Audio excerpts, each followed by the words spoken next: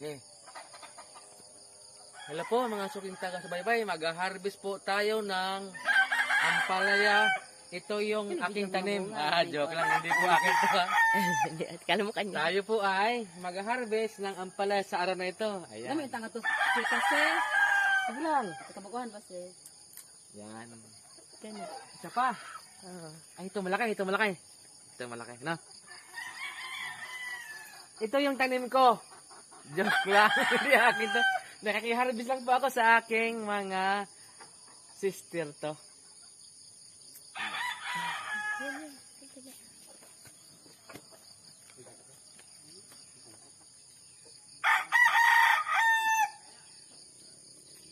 Yan guys. Yeah, nang harvest kami. Mayroon na kaming ulam. Maraming bunga oh. Napakaraming bunga. Ito ay tanim ng kapatid ni Mrs. Yan. Ito oh. Tatlo siya nagkakaroon.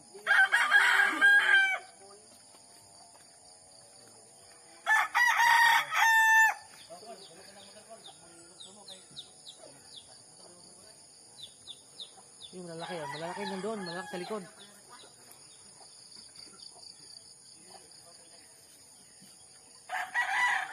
Ihawin lang natin yun o kilawin. Masarap yun ihawin ng palaya. Kilawin. Pwede lagyan. Oo.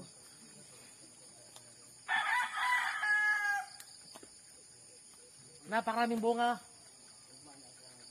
Ano bang nakailang harvest na ba kayo rito? 20 harvest na?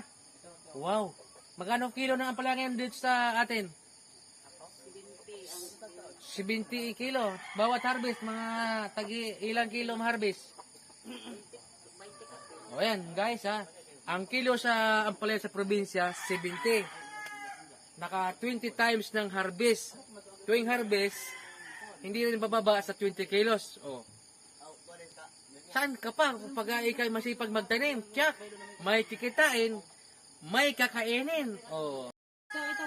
Kunin mo. Ito. Kunin mo na. Hindi ka Ito, malaki. Binhi mo na. Hindi mo na mamangin ang mamay na binhi.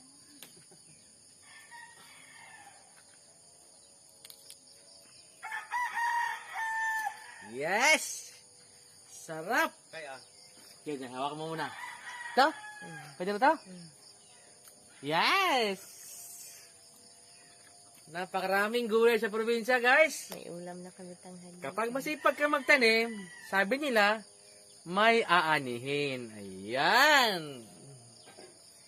Meron na kaming agahan. Pwedeng kilawin. Pwedeng prito with egg. Okay, magluluto na kami. Sama mo ko sa kusina. Come here. Come here sa kusina. Let's say, sa likod bahay lang yan, guys. Dito din. Dito ilagay. May luto ang malaking tablase. Ang laki ng kusina.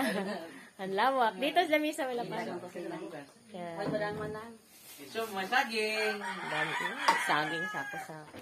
Sabi nila, di ba yung saging? Basta, labing, siyempre.